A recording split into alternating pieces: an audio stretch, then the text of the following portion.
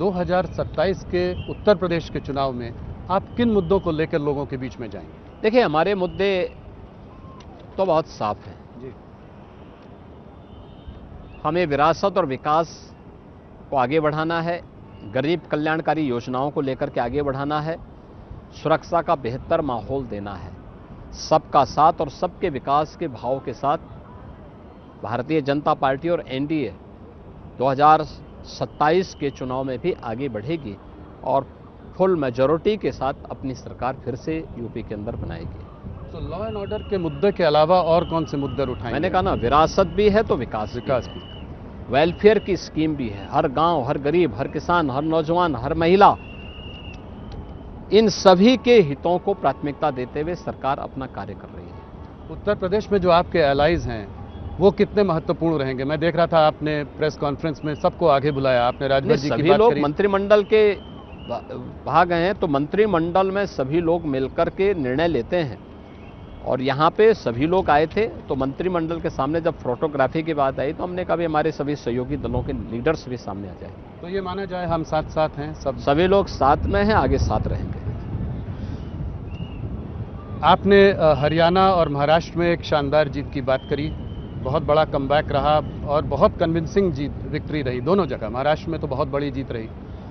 आपने एक नारा दिया उन दिनों, बटोगे तो कटोगे।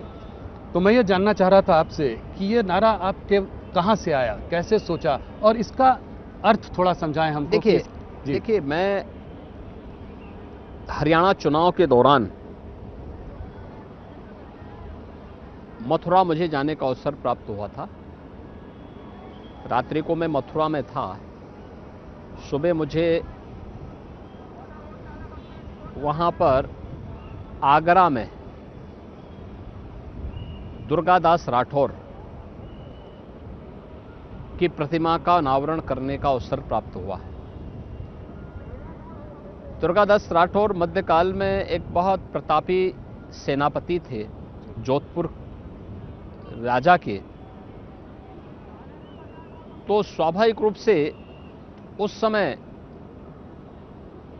दुर्गादास राठौर के बारे में कहा जाता है कि जब जोधपुर के राजा महाराजा जसवंत सिंह को औरंगजेब परास्त नहीं कर पाया,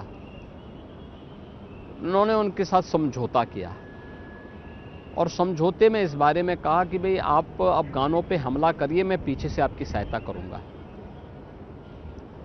राजा जसवंत सिंह जी जब अफगानों पर हमला करने के लिए निकले तो इसी में धोखे से औरंगजेब ने पीछे से हमला किया और राजा जसवंत सिंह उस युद्ध में शहीद हुए। उनका पुत्र अजीत सिंह साथ में था, रानी साथ में थी। जब सेनापति दुर्गादास राठौर ने देखा कि राजा को मारने के बाद अब ये राजकुमार को मारना चाहते हैं, तो उन्होंने राजकुमार और रानी को ले जाकर के एक आश्रम में उन्हें रखा और फिर वहां से उनको दूर लेके चले गए। जब राजकुमार अजीत सिंह बड़े हुए तो उन्होंने फिर जोधपुर का राजा उन्हें बनवाया। 91 वर्ष की उम्र तक दुर्गादास राठौर जोधपुर में रहे। उसके बाद उन्होंने संन्यास लिया और उज्जैन चले गए, वहीं उन्होंने अंतिम श्वास ली। उस पूरी परंपरा के प्रति राठौर तेलीय परंपरा, तेलीय जाति से जुड़े हुए जितने भी लोग हैं, आगरा में वो मूर्ति लगाना चाहते थे, लेकिन कुछ लोग समुदायों के द्वारा विरोध किया जा रहा था।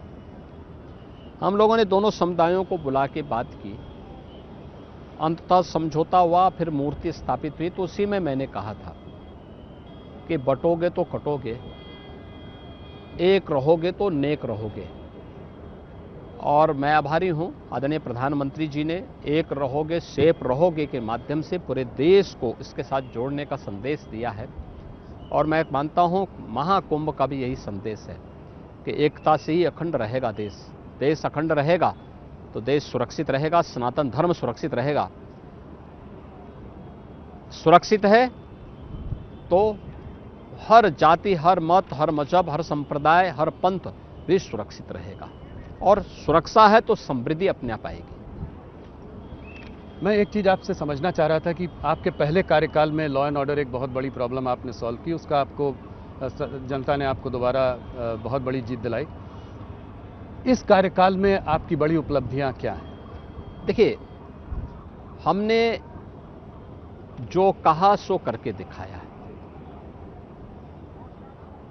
जो पहले भी कहा गया था कि मोदी है तो मुमकिन है, तो मोदी जी के नेतृत्व में, उनके मार्गदर्शन और उनके आशीर्वाद से भारतीय जनता पार्टी ने जो कहा सो करके दिखाया है। और मुझे लगता है कि जब व्यक्ति का आचार और विचार में साम्यता होती है तो जनता जनार्दन का आशीर्वाद उसके साथ में होता है। जनता को सुरक्षित माहौल चाहिए, नौजवान को रोजगार चाहिए, किसान को अपनी समृद्धि को आगे बढ़ाने के लिए अवसर चाहिए, हर बहन और बेटी को सुरक्षा चाहिए, हर व्यापारी एक सुरक्षित माहौल में व्यापार कर सके, उसके लिए जॉब डूइंग की व्यवस्था हो।